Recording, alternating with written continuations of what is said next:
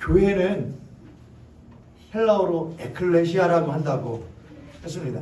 뭐라고 한다고 여러분? 에클레시아. 교회를 헬라어로 에클레시아라고 그래요. 그 뜻이 뭐냐면은 부름받아서 모인 사람들, 그들의 모임이다 이렇게 합니다. 그러니까 교회는 첫 번째는 모인 사람들 한 사람 한 사람들은 다 무엇인데 하나님께 부름받아 모인 사람들 한 사람 한 사람이지만 동시에 그들은 또한 무엇이냐? 그 사람들의 집합이기도 하다는 것이죠.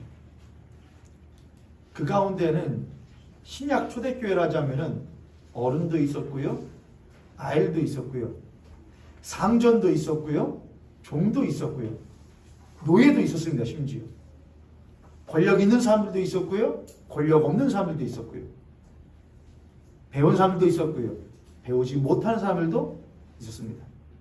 근데 모든 이들이 함께 모여서 그 시간만큼은 나를 부르시니가 하나님이시고 또한 너를 부르신 이도 하나님이시다 라고 하는 공통적인 분모 아래에서 서로 자신의 배움, 자신의 권력, 자신의 배경을 뛰어넘어서 자신의 나이를 뛰어넘어서 함께 마음을 모으고 함께 목소리를 모아서 하나님을 찬양하며 하나님의 기록되어진 말씀을 읽고 또한 서로 사랑할 수 있는 시간을 갖는 것이 교회였습니다.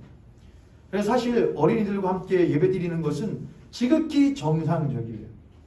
또한 그래야 해요. 그래서 저는 교회가 부서별로 나뉠 수는 있지만 결국에는 한 자리에 한 시간에 모이는 것이 필수적이라고 저는 생각을 해요. 여러분도 그거에 대해서 어떻게 동의하십니까?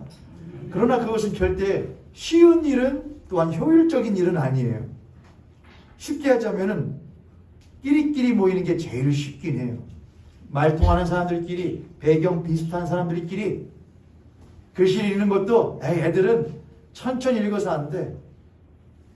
말의 속도 비슷한 사람들끼리 모이는 게 제일 끼리끼리 편해. 그건 어린이들도 마찬가지예요. 어른들과 함께하는 거 아이들도 불편할 거예요. 그러나 어린이들도 이런 시간을 통해서 배우고 있는 거예요. 아, 어른들과 함께하는 예배. 어른들도 이 시간을 통해서 아이들에게 배우는 거예요. 아, 나도 저렇게 유약할 때가 있었지. 예수께서도 그렇게 유약한 우리를 위하여 한없이 눈을 맞춰 주셨지. 배워가는 것이 예배예요. 예배.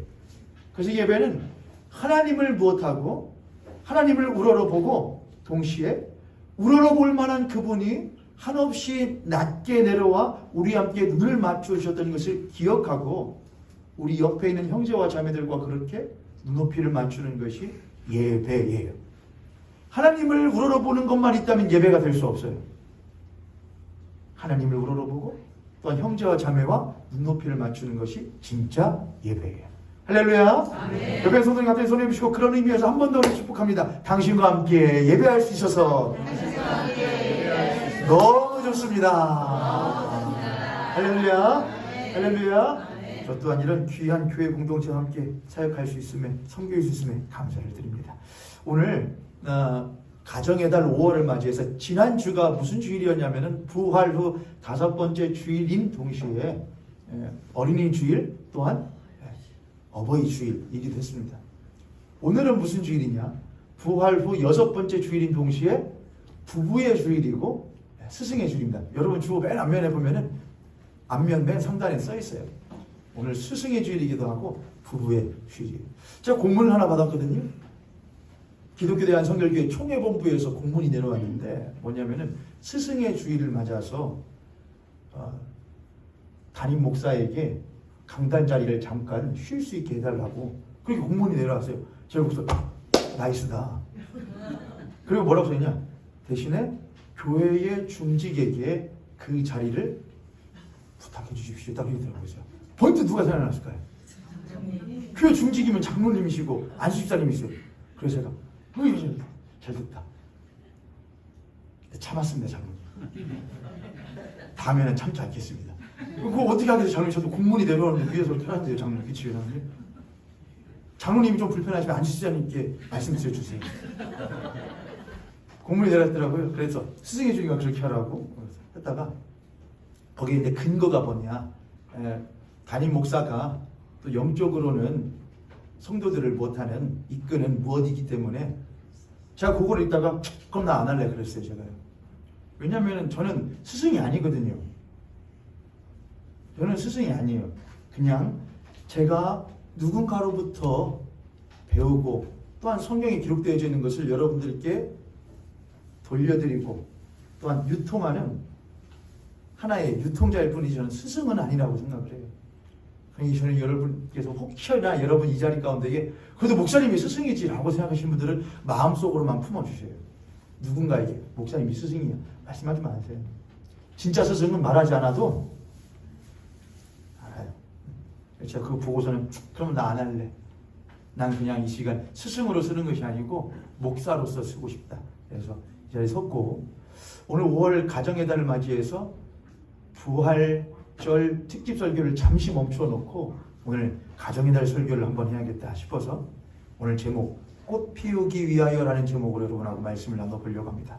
저를 따서 꽃 피우기 위하여, 꽃 피우기 위하여, 꽃 피우기 위하여. 꽃 피우기 위하여. 사람들을 저마다 꽃이라고 누가 말을 하더라고요. 시인이요. 그러면 여러분들은 무슨 꽃에 해당한다고 생각하세요? 여러분들은 무슨 꽃이세요? 호박꽃이 얼마나 이쁜 줄 아세요, 집사님? 호박꽃 예뻐요. 이게 꽃받침이라고 하잖아요. 저는 무슨 꽃이에요? 우선은 목사님은 꽃잎은 좀 적은 것 같고, 다 꽃이래요. 저마다 꽃이래요. 그런데 이렇게 하나의 꽃이, 여러분 저마다 꽃이신데, 나 무슨 꽃은 꽃이야. 이제 저물어가지고 다 시들해가지고서는 쭈그렁쭈그렁한데, 그래도 꽃은 꽃이다. 꽃은 꽃이다. 저마다 꽃이다. 향내를 잃었어도 그래도 여전히 꽃은 꽃이다. 그런데 그렇게 꽃 피우기 위하여 결코 쉽지 않은 시간과 세월과 상황들을 견뎌오셨다는 것들을 우리들이 간과할 수 없죠. 그렇게 생각하면 개인도 꽃 피워가는 것이고 또한 부부도 꽃 피워가는 것이고요.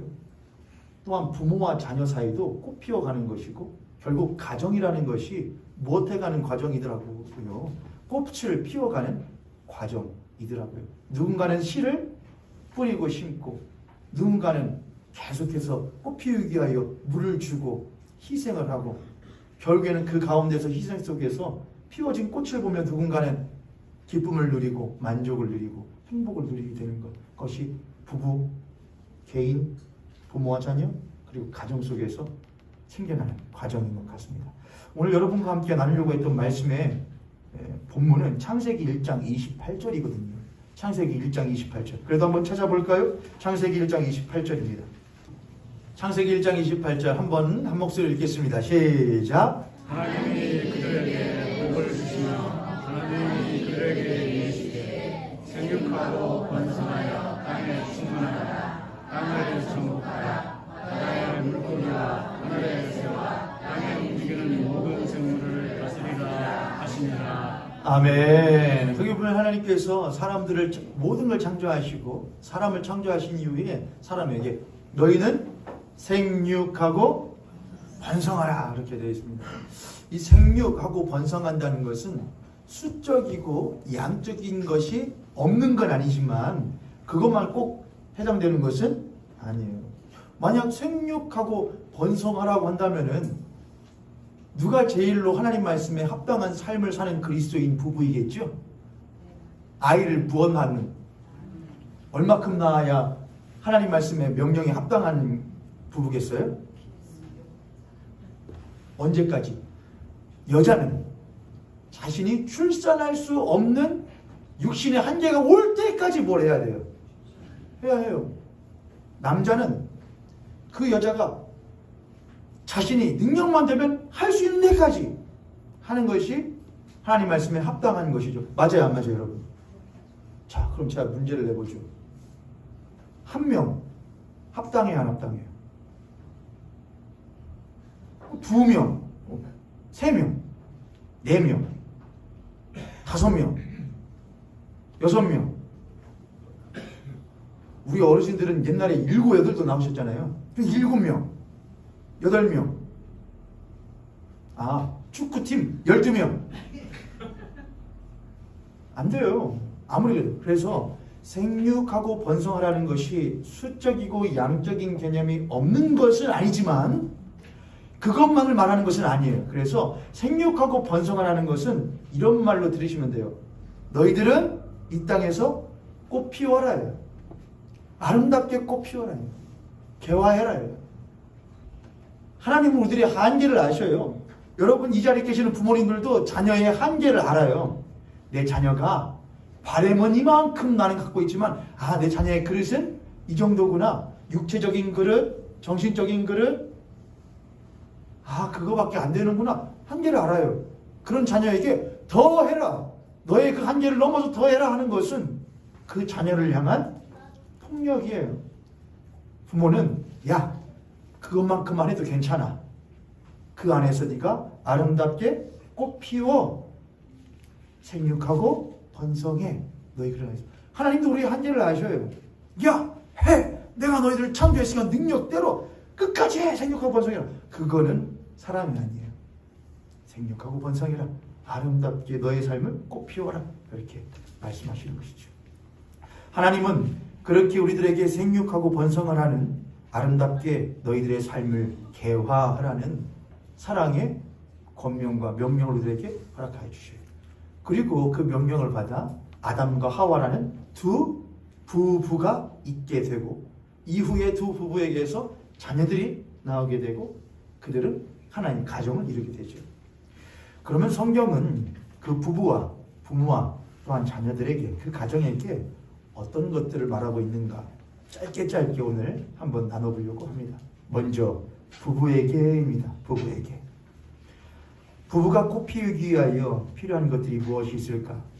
앞에 선 강단에 선 노원준 개인은 이제 고작 초등학교 입학한 한 아이를 가지고 있는 아빠이기 때문에 또한 인생 연륜이 많지가 않기 때문에 한계가 있을 수밖에 없습니다.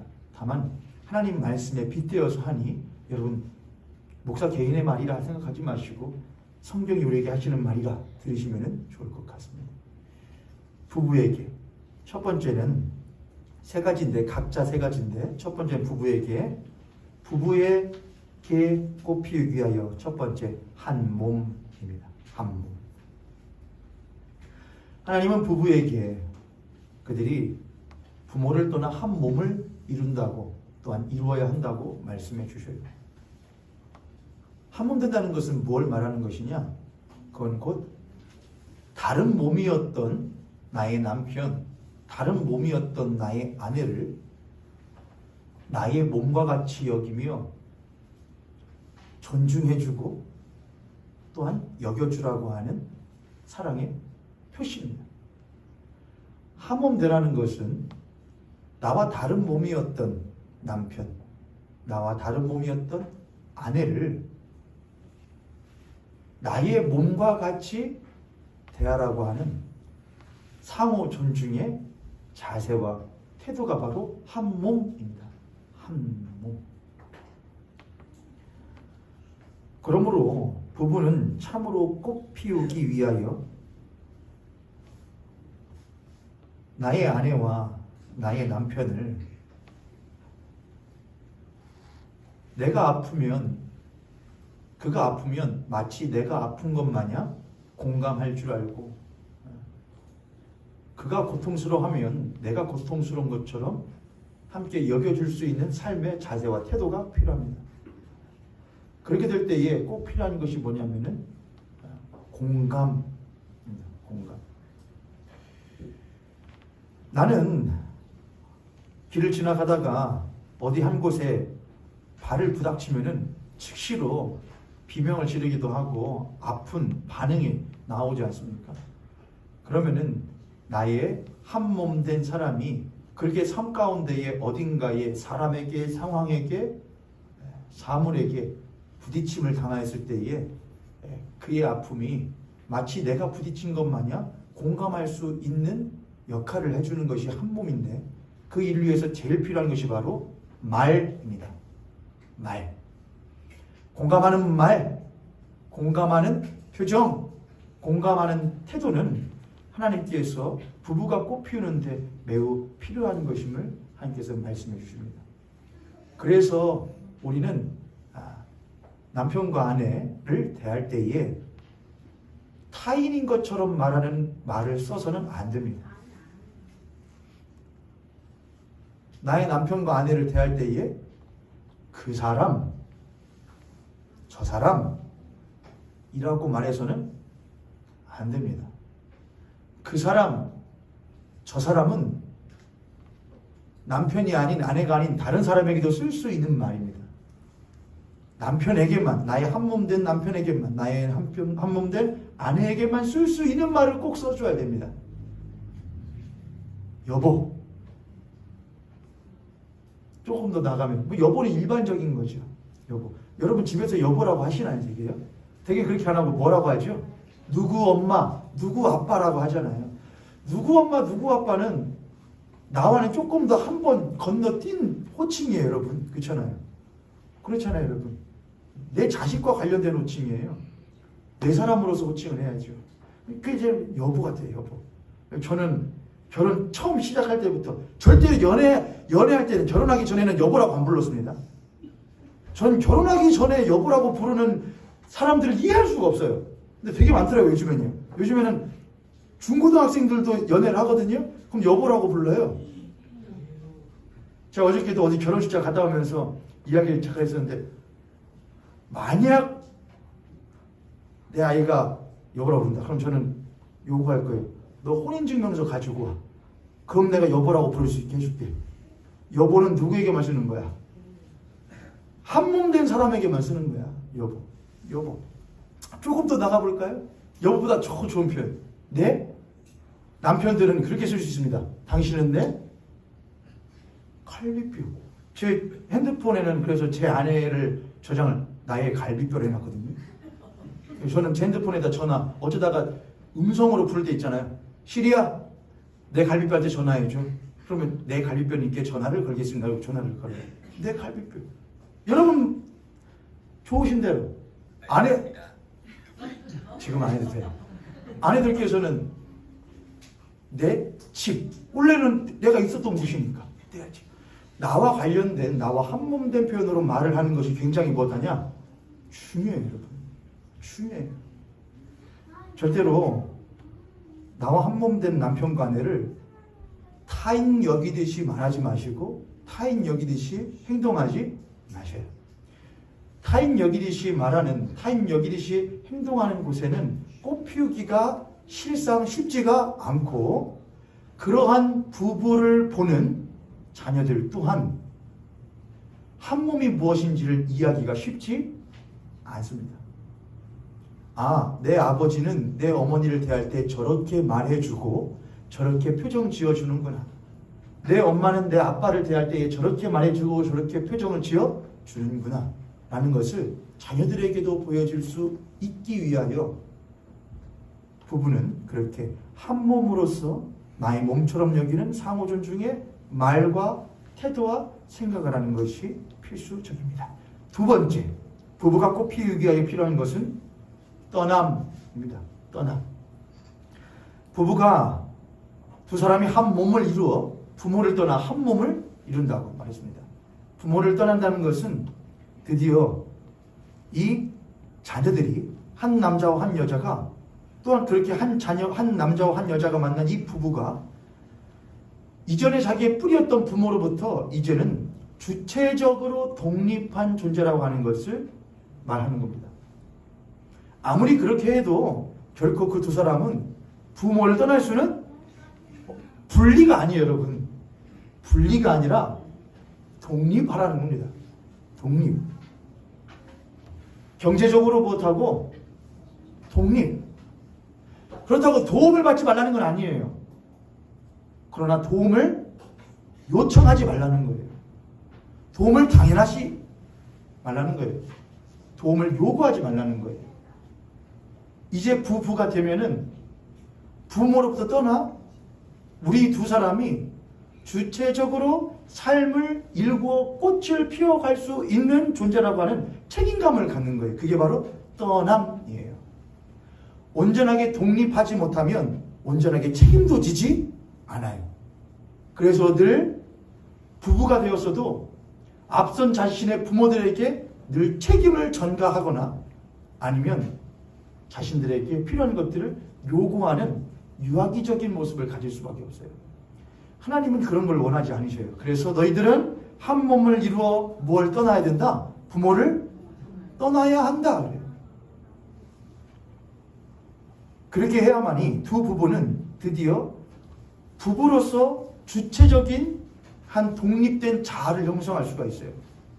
그래야 자녀들도 자기의 자식으로 키우는 것이지 독립하지 않으면 떠나지 않으면 자기의 자식으로서 온전하게 키울 수가 없게 돼요. 거기에는 반드시 결함이 생겨날 수밖에 없게 됩니다. 예수 그리스도께서도 자신의 영원하신 하나님 아버지로부터 뭘 하시느냐? 떠나셨습니다. 뭘 하기 위하여? 꽃 피우게 하기 위하여 떠나셨던 것이죠. 예수 그리스도께서는 자신에게 맡겨진 사명대로 십자가를 지는 일을 기꺼이 마다하지 않으셨어요. 하나님 아버지께 전가하지 않으셨다는 것이죠. 부부는 그런 겁니다. 부모와 분리되는 것이 아니라 독립하여 나에게 맡겨진 삶의 꽃을 피워야 할 사명을 기꺼이 받아들이고 꽃 피우기 위하여 책임을 다하는 것이 부모를 떠난 부부의 모습이어야 되는 것이죠. 부부가 꽃 피우기 위하여 마지막 세 번째는 거리입니다. 거리. 부부가 한 몸이 된 것과 그 두 부부가 한 몸인 공동체로서 한 몸으로서 공동체로 살아간다는 것은 전혀 다른 문제입니다. 태양계가 있죠, 여러분. 태양계. 태양계 중심에 뭐가 있죠? 태양계 중심에 태양이 있죠. 태양에서 제일 가까운 게 뭐죠? 수성. 그 다음 뭐죠? 우리 어린이들만 대답하세요. 그 다음 금성 다음에 지구. 그 다음 그 다음 그 다음 그들 그 다음 그 다음 그 다음 똑똑한데? 명왕성은 또 들어와 있었는데 이제 빠졌죠. 외행성이라고. 자, 아무튼 태양계가 있어요. 그럼 걔네들이 태양계잖아요. 태양계라고 해서 서로가 뭉쳐지나요? 그렇진 않잖아요.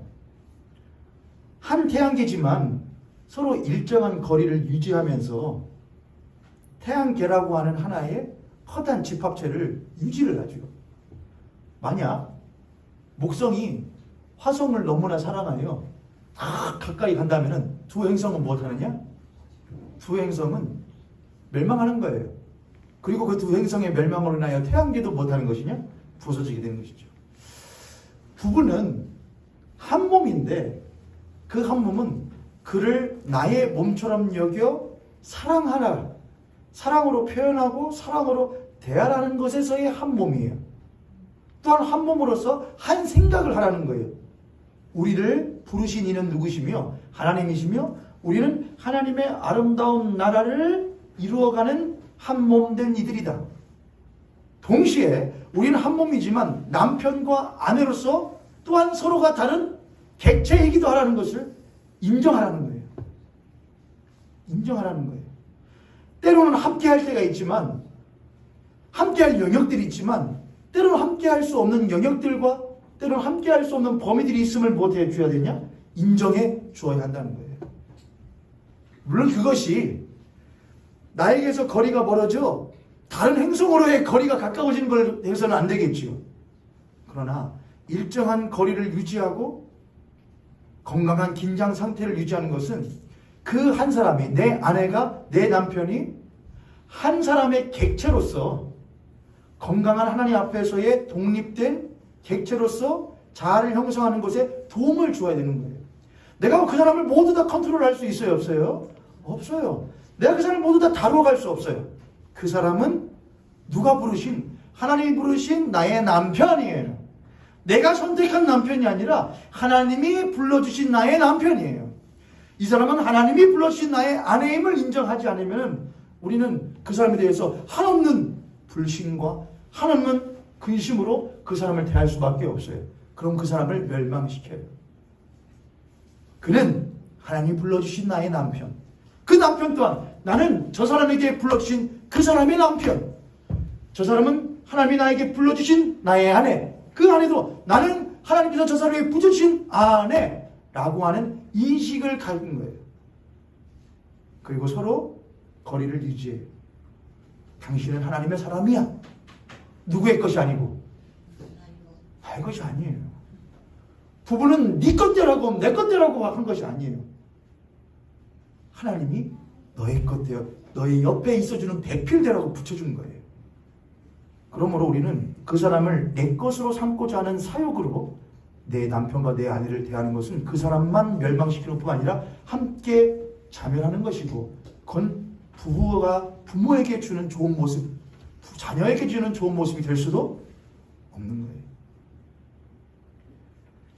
자식들은 부모가 서로 상호 존중을 하며 한 사람 한 사람이 하나님의 귀한 사람으로서 서로 세움받고 있다고 하는 것을 자녀들이 봄을 통하여서 하나님의 사람이 되어 간다는 것은 결코 쉬운 것이 아니구나. 한 사람이, 한 아빠 남자가 하나님이 부르신 남편으로, 하나님이 부르신 아빠로서 살아간다는 것은 참 쉽지 않은 일이구나라는 것을 자식들이 보고 배우는 거예요. 또한 그것을 내 어머니가 어떻게 배필해주고 있는가를 엄마를 보면서 배우는 거예요. 또한 그것은 반대로도 마찬가지예요. 그러나 어느 순간 자녀들이 내 엄마가 내 아빠를 컨트롤하여 엄마의 사람으로 만들려는 것을 보면은, 그것을 보고 있는 아들은 난 저런 누구와 결혼하지 말아야지, 난 저런 여자와 결혼하지 말아야지. 어느 순간 아빠가 내 여자로 여겨버리며 내 뜻대로 컨트롤하려고 하는 아빠를 볼 때에 그걸 보는 딸은 난 저런 남자 만나지 말아야지 할 거예요. 그러나 너희 엄마는 하나님이 불러주신 내 귀한 아내야. 그리고 귀한 엄마야. 라는 것을 들을 때에 나도 저런 남편 만나야지, 저런 남자 만나야지 라고 할 거예요.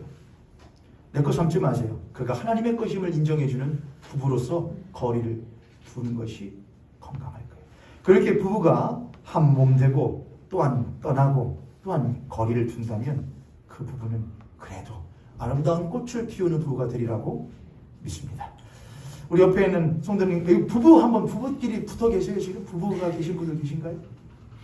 우리 옆에 있는 남편과 아내에게 이렇게 한번 축복하겠습니다. 당신은 하나님의 사람입니다. 당신은 내 것이 아니므로 내 마음대로 대하지 않겠습니다. 아니, 꽃을 피워야 되는데 왜 꽃이 막 확 시들으셔요, 여러분? 그 다음, 꽃 피우기 위하여 우리 부모님들께 말씀을 빗대어 권면합니다. 부모에게도 3가지가 있습니다. 첫 번째, 공부입니다. 공부. 부모는 공부해야 되는 존재입니다. 그럼 뭘 배워야 되느냐, 부모는? 첫 번째, 에베소서 말씀대로 하면은 너는 주의 말씀대로, 이렇게 너는 주님 안에서 그의 말씀대로 자녀를 훈육하라, 가르치라, 그렇게 했습니다. 그러므로 먼저 부모는 자녀를 가르치고 자녀를 배우게 하기 위해서는 먼저 하나님을 배워야 해요. 하나님을 공부해야 해요. 부모가 다 안다고 하여 부모가 되지 않습니다. 부모도 아직 초보입니다. 그러므로 부모도 하나님의 사람으로서 부지런히 공부해야 합니다. 내가 하나님의 부름받은 부모로서 나에게 귀한 자녀를 맡겨주셨는데 난 그럼 얼마나 많이 공부를 해야 되느냐. 내가 나에게 맡겨주신 자녀를 하나님의 뜻 안에서 온전히 키우려면은 내가 먼저 누구를 알아야 할 것인데, 하나님을 알아야 할 것인데 나는 하나님을 얼마나 알고 있느냐. 하나님을 알지 못하는데 어떻게 자녀를 하나님의 뜻대로 키울 수가 있겠습니까? 누구의 뜻대로 키우겠지요? 세상 논리와 세상 규칙대로 키우겠지요. 또한 나의 방식대로 키우겠지요. 부모는 공부해야 됩니다. 누구를? 하나님을 배우는 공부를 해야 합니다. 하나님을 배우고 하나님과 동행하는 삶을 공부해야 합니다. 그리고 나에게 주시는 자녀, 또한 주실 자녀가 하나님이 나에게 주시는 귀한 선물임을 배워야 합니다. 그러므로 부모에게 주는 하나님의 선물인 자녀는 부모의 것이 아닙니다. 잠시 부모의 손을 거쳐가는 하나님의 것입니다. 그러므로 부모는 내 자녀를 내 감정과 내 뜻대로 내 마음대로 대해서는 대하는 걸 최대한 지양해야 합니다. 언젠가 내 손을 떠날 그리고 하나님의 귀한 사람으로 꽃피울 존재임을 늘 잊지 말고 그들을 대하도록 부단히 공부해야 합니다. 부모에게는 또한 두 번째로 필요한 것이 있는데 바로 훈육입니다. 훈육. 뭘로 가르칠까? 또한 어떻게 가르쳐야 될까?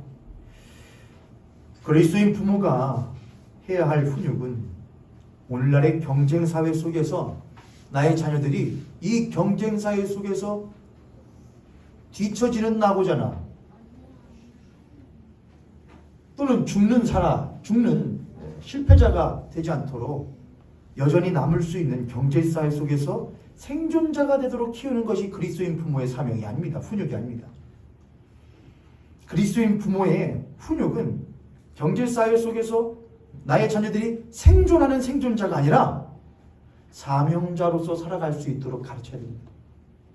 생존자는 누군가를 밟고 누군가도 더욱더 앞서고 남들 잘 때 안 자고 물론 그렇게도 살 필요도 있겠죠. 그럼 왜 그렇게 너는 살아야 되느냐?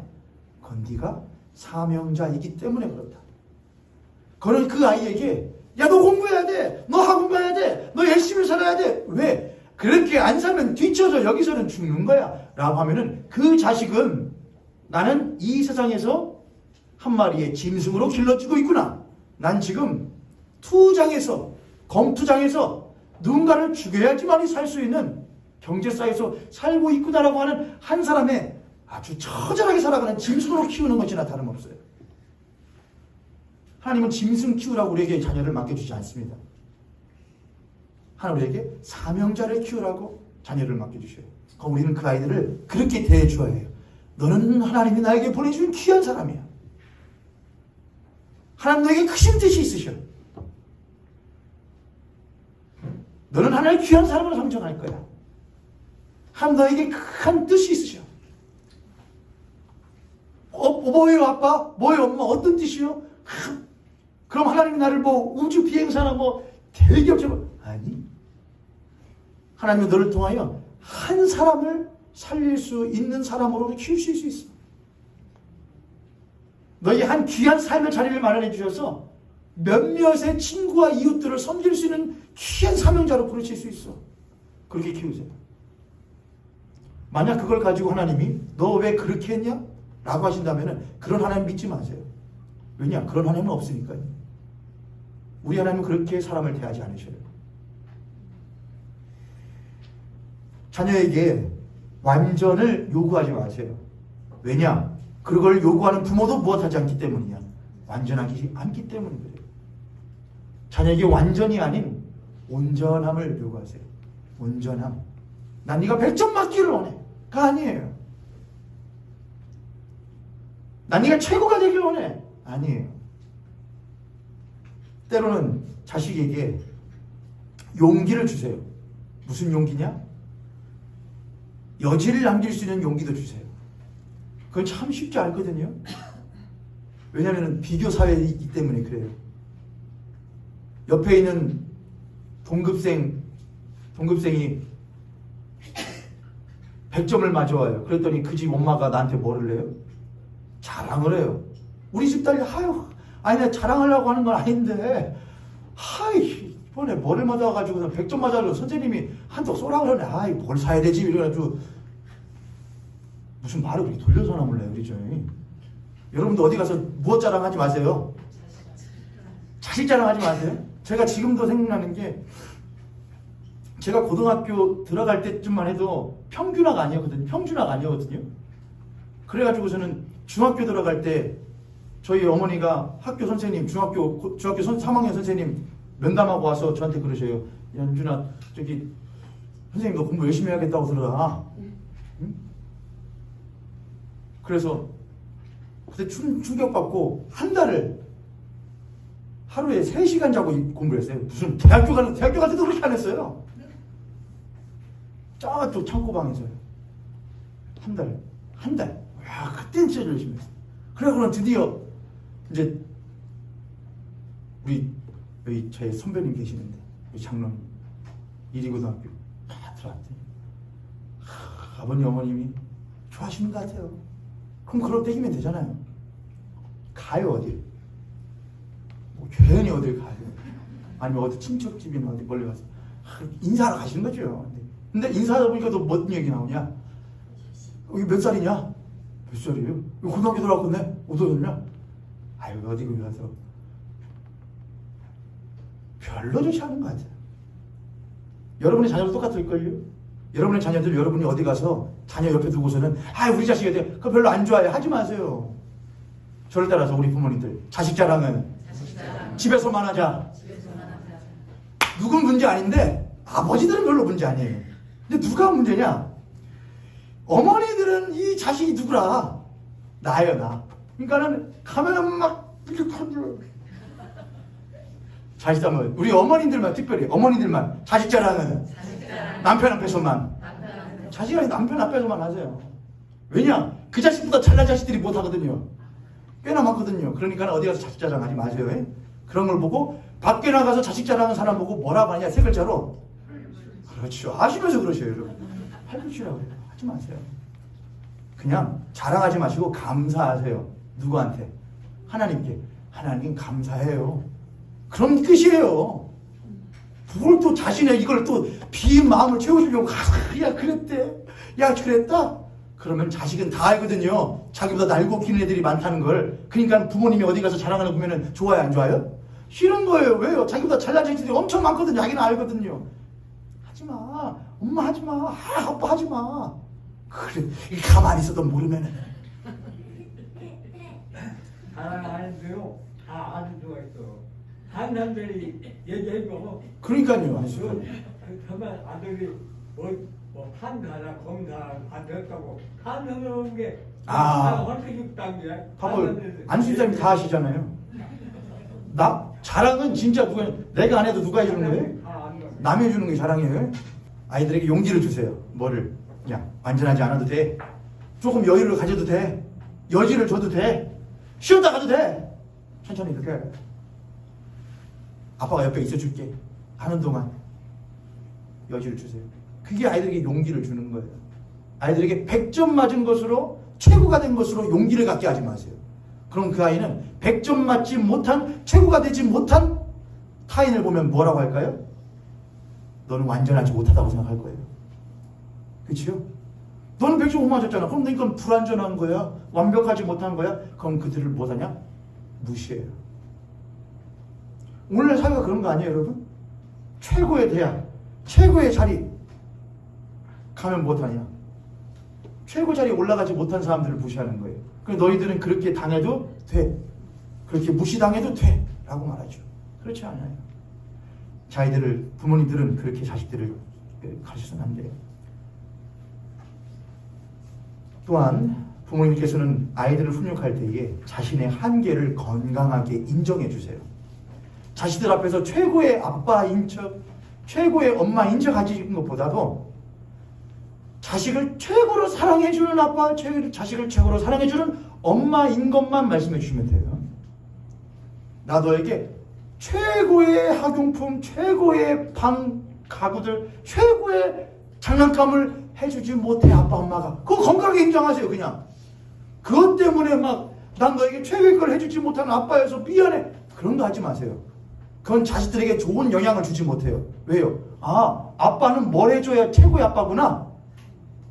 최고의 걸 줘야 최고의 아빠고 최고의 걸 줘야 최고의 엄마구나라고 하는 잘못된 인식을 아이에게 심어주고 있는 거예요. 아이들은 그런 엄마 아빠 원하지 않아요. 자기를 제일로 사랑해주는 엄마 아빠 원해요. 그렇게 알려주어야, 그렇게 훈육해 주어야 그 자녀도 나중에 부모가 되었을 때에 자녀를 그렇게 꽃피우는 부모가 돼요. 사랑으로 꽃피울 줄 아는 부모예요. 부모님들은 자식에게 인정하세요. 나는 부족한 게 많은 아빠, 엄마다. 근데 하나만큼은 안 부족하다. 내가 너를 한없이 사랑하는 것만큼은 세상에서 가장 부유하다. 부족함이 없다. 사랑은 부족함이 없다. 그걸 인정하는 부모님들 되어주세요. 부모님에게 세 번째, 신뢰예요. 신뢰. 제가 오늘 아침에 여러분께 오늘 예배당 오시면서 이 찬양 들으시면서 오세요 했던 찬양 들으셨나요? 요게벳의 노래라는 찬양이거든요. 그게 여러분께 보내드리고 보면은 아마 애니메이션으로도 막 나왔을 거예요. 요게벳이 주일학교 어린이들, 요게벳이 누구 엄마냐? 모세의 엄마 요게벳이 모세를 떠내려 보내면서 그 장면을 하면서요. 그 찬양 가사에 그렇게 있습니다. 너의 참 부모이심 하나님 손에 너를 맡긴다면서 갈대상자의 그 아이를 너 떠내보내요. 너의 참 부모란 말을 하잖아요. 누가 부모냐? 요게벳이 부모예요. 근데 아니라 이거예요. 야, 엄마는 너를 지켜줄 수 있는 게 여기까지다. 미안해. 근데 너의 진짜 부모님에게 참 부모가 계시죠. 그분은 엄마는 아빠는 거기까지 갈 수 없거든. 여러분의 자녀들 있는 데까지 다 갈 수 있으세요? 여러분의 자녀들을 마음속으로 다 헤아릴 수 있어요? 못해요. 자녀는 그런 거 원하지도 않아요.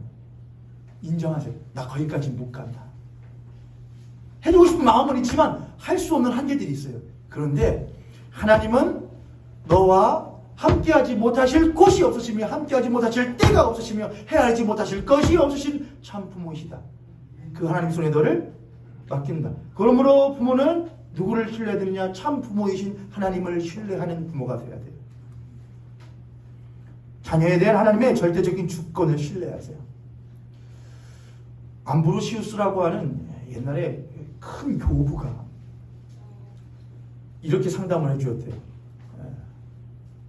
한 사람이 와서 자, 엄마인데 내 자식이 이렇게 방탕한 생활을 하고 있습니다. 이렇게 방탕한 생활을 하고 있는데 좀 교부님이 가서 좀 한번 좀 말씀해 주세요. 그랬더니 그 암브로시우스라는 교부가 그렇게 했대요. 자매요, 눈물로 기도하는 자녀는 하나님께서 절대로 망하게 하지 않습니다. 여러분 다 아시는 말일 거예요. 눈물로 기도하는 자녀는 하나님이 절대로 망하게 하지 않습니다. 그렇게 대답을 해주었대요.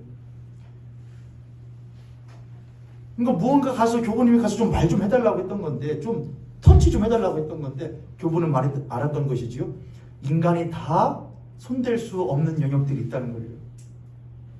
부모가 다 할 수 없는 영역들이 있다는 거예요.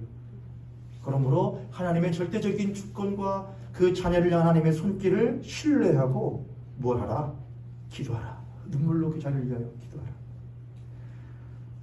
하나님 앞에 그 자녀가 한 독자로서 설 수 있도록 그 자녀를 신뢰해 주세요. 야, 네가 뭘 할 줄 안다고? 네가 뭘 할 줄 안다고 그래? 너 엄마 아빠 도움 없이 아무것도 못해. 너 아무것도 모르는 꼬맹이야. 맞긴 맞아요. 그러나 그럴지라도 하나님을 신뢰하는 마음으로 그 연약한 자녀도 하나님 앞에 한 독자로서 설 수 있도록 신뢰해 줘야 돼요. 그 신뢰가 아이를 10번 불신하는 아빠 엄마의 말보다 신뢰하는 한마디의 말로 그 아이를 잠시 놔주는 것이 그 아이를 건강한 사람으로 키워요. 그 누구도 신뢰받지 못하는 사람으로 크고 싶지 않아요. 좀 부족해도 좀 못해도 신뢰받는 한 부족한 사람으로 크는 게 훨씬 더 건강한 자아로 성장할 수 있어요. 여러분의 자녀들을 신뢰해 주세요. 엄마 믿어. 아빠는 믿어. 목사는 믿을 만한 짓거리를 해야 믿어지지요. 그래도 믿는다고 해주세요. 그래도 신뢰한다 해주세요. 그러면은 속이 바뀌어요. 속이요. 못 믿어라고 하면은 속은 안 바뀌고 엄마 아빠가 하라고 했으니까 하긴 해요. 근데 뭐는 안 바뀌어요? 뭐가 안 바뀌는 거예요? 엄마 아빠에게 신뢰주지 못하는 자식이라는 사랑받지 못하는 속만 줘요. 그러나 속을 바꿔주세요. 난 널 사랑해 임마. 나 너 신뢰해 이 녀석아. 해봐 괜찮아. 하다가 잘못되면은 아빠 엄마한테 말해. 도와줄게. 그러면 시간 흘려도 속이 변해요. 토대가 바뀌는 것이죠. 그렇게 자녀를 신뢰해 주세요. 자녀를 위하여, 그리고 마지막으로 자녀를 위하여 기도하는 그 부모, 자녀를 위하여 눈물로 기도하는 부모를 하나님께서 무엇하고 계신다는 것을 바라보고 계신다는 것을 신뢰하세요. 부모의 마지막 덕목이에요. 부모는 공부해야 해요. 그리고 훈육해야 돼요. 그리고 신뢰해요. 하나님을 신뢰하고 자녀를 신뢰해주고 또한 그런 나를 바라보시는 하나님을 신뢰해야 돼요. 마지막 자녀들에게 말씀을 빗대어 권면합니다. 3가지예요. 자녀들 잘 들으세요. 첫 번째 기억이에요. 기억. 우리 자녀들만, 자녀 되시는 분들만 절 따라서 기억. 기억. 왜 아이들만 해요, 여러분? 이 자리에 여러분 다 자녀들 아니셔요, 여러분? 부모님 안 계신 분들 계셔요? 다 자녀들이시잖아요. 나 이제는 섬길 부모님이 없으시다 그러면은 안 하셔도 되는데 그래도 기억. 기억이에요. 우리는 아름답게 꽃을 피워요. 그 꽃집에 가면 꽃집에 와서 장례사님 꽃집에 와서 아유 사장님 여기 저기 장미 열송이하고 국화 열송이 뿌리 좀 포장해 주세요. 그런 사람 있나요? 뿌리 달라는 사람 없어요. 꽃집 가서 다 뭐 달라고 하죠. 꽃 달라고 하죠. 꽃이 뭐 하니까 보기에 이쁘니까. 그러나 아무리 그 아름다운 꽃도 무엇이 없으면 뿌리가 없으면 거칠고 못난 뿌리가 없으면 아름다운 꽃은 없어요. 더불어서 그 꽃을 다듬느라고 한없는 세월을 보내느라고 거칠어진 손길을 가진 사장님의 손길이 없으면 꽃이 없죠. 그러나 많은 사람들은 꽃만 보지 그 손은 안 봐주죠. 거칠어진 투박해진 손은요. 뿌리는 안 봐주죠. 자녀가 해준 건 기억이에요. 아, 내가 이렇게 꽃 피우는 것은 그렇게 내가 무시하는. 왜 엄마는 그거밖에 못 배웠어? 왜 아빠는 그거밖에 못해? 아, 우리 아빠는 후줄근해. 우리 엄마는 뒤떨어졌어. 나를 꽃 피우느라고 그렇게 뒤떨어지고 모질고 투박해진 내 뿌리 된 부모를 기억하는 것이 자녀가 해야 될 일이에요. 뿌리를 기억하지 못하는 자식은 그 꽃은 절대로 다음 꽃을 피우게 하지 못하고 죽어요. 그러나 뿌리를 기억하고 그 뿌리가 여러분 그 도라지나 그런 거 더덕 있잖아요. 더덕 캐면은 막 그거 뭐 묻어 있잖아요. 그 흙재 먹는 사람이 있어요, 여러분. 없잖아요. 근데 그걸 어떻게 해가지고 쫙 해가지고서는 다 포장해 놓으면 상품 가치가 있잖아요. 여러분의 부모를 그렇게 해주세요. 제가 이거 말씀 준비하다가 얼마나 많이 제가 죄송스러운지 몰라요. 왜냐하면 제가 그 좋은 당근이라는 거 있거든요. 당근 거의 재고 많이 사거든요. 거의 1,000원, 5,000원, 10,000원.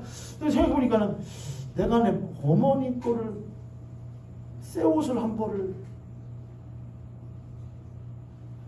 그거 사드려야 되는데 이거를 그것도 새 옷 살 돈이 없으면은 혹시라도 어떻게 조금 셋빔으로 하나 종으로 좀 골라드려야 되는데. 그러니까는 나는 꽃 피우려고요. 운동도 하고 먹기도 하고 어디도 막 가고 꽃 피우려고 꽃 피웠다 이거죠. 근데 그동안 나를 꽃 피우느라고 거칠게 뿌리된 부모를 흙 속에다가 처박아놓고서는 있다 이거예요. 그를 기억해요 해서 건져내 그를 아름답게 상품으로. 그러면은 사람들이 뿌려도 야, 그 뿌리 참 좋다. 이게 나를 키워준 뿌리입니다. 이분이 해줄 수 있는 기억을 가진 자녀들 되시기를 축복합니다. 두 번째 책임이에요. 자녀들은 책임이 있어야 돼요. 생육하고 번성하는 활동에는 그 생육하고 번성하는 것에 여러분 생육하고 번성해라. 땅에 충만하라. 땅을 뭐 되라. 다스리라. 그래. 정복하라. 다스리라. 그러잖아요. 징기스칸이 막 다스리고 정복하잖아요. 그러면 징기스칸이 몽골이라는 땅이 점점 막 넓어져요. 그러면 징기스칸이 갈 수 있는 땅, 마음대로 갈 수 있는 땅이 못해지는 거잖아요. 뭐 넓어지는 거잖아요. 그래서 생육하고 번성이라 땅에 충만하라, 땅을 다스리라라는 말을 사람이 들을 때에 사람의 마음 가운데 제일 먼저 확 쏟아지는 마음은 뭐냐? 자유예요. 자유. 번성하고 충만하고 땅을 다스리니 내가 할 수 있는 나의 자유의 영역들이 점점 못해주는구나. 커진다고 생각을 해요. 그러나 하나님께서 우리에게 부탁하신 생육과 번성의 활동에는 자유보다는 훨씬 더 책임이 더 커요. 자유보다도 훨씬 더 책임이 강조되는 게 생육하고 번성하는 거예요. 만약 책임보다도 자유가 더욱더 비중을 많이 차지하게 되면은 그 사람의 자유는 반드시 누군가의 자유를 억압하게 되어 있어요. 나의 자유는 누군가의 자유를 반드시 억압하게 돼요. 그래서 자녀들은 생육하고 번성하는 것에 자유보다도 훨씬 더 책임이 크다는 것을 생각하고 꽃을 피워나가요. 꽃봉오리를 피워나가야 돼요. 내가 아름답게 꽃 피우는 이 꽃 피움은, 생육하고 번성하는 것은 나의 자유를 위한 것보다도 누군가를 위한 책임이 점점 더 커진다는 것을 꼭 잊지 말아야 돼요.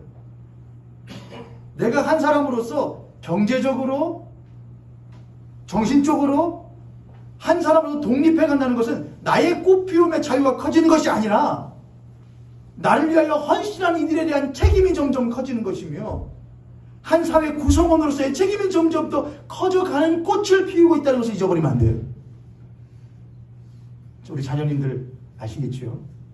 노암 촘스키라는, 저도 잘 모르는 분인데 그렇게 말했대요. 노암 촘스키라는 철학자가, 사회학자기도 한데, 그분이 그런 유의 비슷한 말을 했어요. 자유를 외치는 사람만큼 위험한 사람이 없대요. 자유를 외치는 사람만큼 위험한 사람이 없대요. 왜냐? 그 사람은 책임을 자유보다 덜 중요시 여기기 때문에 그렇대요. 오늘 이 시대는 자유를 외치는 시대예요. 그리고 자유를 얻기 위해서 돈을 숭배하고 숭앙하는 시대예요. 버세요, 마음껏. 대신에 그 번 것 가지고 책임을 다하는 자녀가 되세요. 우리 자녀님들 그랬죠. 제가 내 교회에서 했던 것 같은데, 결혼 딱 하고 나서 부모님들 용돈, 시부모님, 처가 부모님들, 부모님들, 양가 부모님들 용돈 딱 드렸다고요. 한 달에 얼마씩? 3만 원씩. 아시는 지난 기억하시죠? 한 달에 3만 원. 그때는 그거밖에 없었어요. 지금은 안 말해요. 드리긴 드려요. 결혼해서부터 바로 용돈 드린다. 3만 원, 코 묻은 돈이에요. 부모님들이 저기다 훨씬 더 많이 벌었어요. 지금도 넣어야지. 그래도 된다. 그건 뭐냐? 자녀가 부모를 기억하고 있다는 것과 부모에 대한 책임이 있다는 것을 잊지 않고 있다고 하는 표시예요. 그게 자녀를 아름다운 꽃을 피워가는 부모로서 성장할 수 있도록 만들어요. 책임을 진다는 것은 자유를 누리는 것이 아니라, 책임을 진다는 것은 자유를 공유하는 법을 배우는 거예요. 네? 책임을 진다는 건 자유를 누리는 것을, 책임을 진다는 건 자유를 누리는 것이 아니라 자유를 공유하는 법을 배우는 거예요. 내가 번 것, 내가 얻은 것, 내가 얻은 힘, 내가 얻은 아름다움, 내가 얻은 물질을 어떻게 많은 이들과 아름답게 공유할 수 있을까? 이게 책임이에요. 이게 자유를 공유하는 거예요. 나의 자유를 부모와 형제 그리고 자매와 공유할 줄 아는 사람이 되세요. 더 할 수 있다면 우리 자녀들은 나중에 결혼하면 나의 육신의 부모가 아닌 그 이의 부모도 와도 공유할 줄 아는 사람이 되세요. 그게 아름다운 부부가 되는 길이기도 해요. 자녀에게 마지막 세 번째는 시간이에요. 시간은 상대적이에요. 물리적으로도 그렇다고 하더라고요. 시간은 근데 진짜 상대적인 것 같아요. 그렇죠? 바쁠 때는 신호가 못하고요. 잘 걸리고요. 안 바쁠 때는 신호가 퉁퉁 걸리는 것 같고요. 그렇죠? 시간은 상대적이에요. 똑같이 자녀들에게도 나에게 있는 이들이 누구냐에 따라서 시간은 달라져요. 나의 늙어가는 시간보다도 나의 자녀가 성장하는 시간은 더 빠르고요. 어린 시절에 성장하는 시간. 언제 이렇게 커버렸지? 나의 늙어가는 것보다 자녀들의 커가는 시간은 더 빨라요. 그리고 자녀들의 커가는 시간보다 더 빠른 건 뭐냐? 나의 부모가 나의 곁을 떠날 시간이에요. 그러므로 자녀들은 나의 늙음을 위하여 준비하는 것보다 자녀가 지금 내 품에 있을 때를 감사히 여기며 그때를 누리고 또한 아낄 줄 아는 자가 되어야 돼요. 더 나아가서 자녀의 내 품에 있을 때를 아끼는 시간만큼이나 부모가 아직 내 곁에 있을 때를 감사히 여기고 돌볼 줄 알아야 해요. 하나님은 부모를 우리들에게 붙여주시고 우리가 누구로부터 온 존재인지를 잊지 않도록 만드셔요. 출애굽기를 보면 하나님께서 이스라엘 백성들에게 신명기나 또는 출애굽기를 보면 6월절 사건을 기하여서 이스라엘 백성들에게 너희들은 너희 자녀들에게 이렇게 가르쳐라 이렇게 하셔요. 6월절 행사를 막 할 때에, 절기를 할 때에 너희들의 아이들이 왜 이 피를 이 포도주를 먹습니까? 아니 포도주가 아니라 왜 이 제사를 드립니까? 왜 6월절 어린 양을 잡습니까? 하거든 너희들은 너희 자녀들에게 이렇게 가르쳐라. 이것을 먹는 것은 우리를 저 애굽 땅에서 건져내시어 홍해를 건너도록 하신 우리의 하나님을 기억하는 것이다. 너희들은 그렇게 가르쳐라. 이렇게. 그건 곧 뭘 말씀하시는 것이냐? 너희들의 후손들에게 너희들이 누구로부터 온 존재인지를 잊지 않도록 만들려고 하는 것이었어요. 이스라엘 백성들은 자신들이 하나님으로 말미암아 있을 수 있게 된 존재라고 하는 것을 늘 잊지 않고 사는 것이 그들의 가장 큰 숙제였어요. 난 하나님으로부터 온 사람이야. 난 하나님을 위하여 사는 사람이야. 그것이 그들의 정체성이었어요. 반대로 말하면 하나님을 벗어나면 그들은 그냥 흩어지는 모래알이었던 것이죠. 교회는 그래야 됩니다. 가정은 그래야 됩니다. 자녀들에게 하나님을 알려주세요. 그리고 하나님이 그들에게 붙여주신 여러분들을 알려주세요. 그리고 그들도 나중에 그런 부모가 되어야 될 것들을 알려주세요. 그렇게만 할 수 있다면은 그런 부모는 또한 그런 부모 밑에서 자라는 자녀들은 하나님 앞에서 아름답게 꽃 피울 수 있는 가정이 될 수 있을 줄 믿고 저도 여러분들의 가정을 위하여 기도하고 여러분께서도 여러분의 가정을 위하여 또한 한 교회 공동체에 있는 이들을 위하여 기도해 줄 수 있는 여러분 되시기를 모현교회 공동체 되기를 주님의 이름으로 축복합니다. 옆에 손들이 같은 손님 보시고 우리 그렇게 한번 더 넉넉한 마음으로 축복합니다. 당신과 나의 가정이 하나님 앞에서 아름답게 꽃 피우기를 축복합니다. 아멘. 아멘. 부부에게 세 가지였죠? 뭐였어요? 한 몸, 떠남, 거리. 부모에게는 뭐였지요? 공부, 훈육, 신뢰. 자녀에게 뭐였지요? 기억, 책임,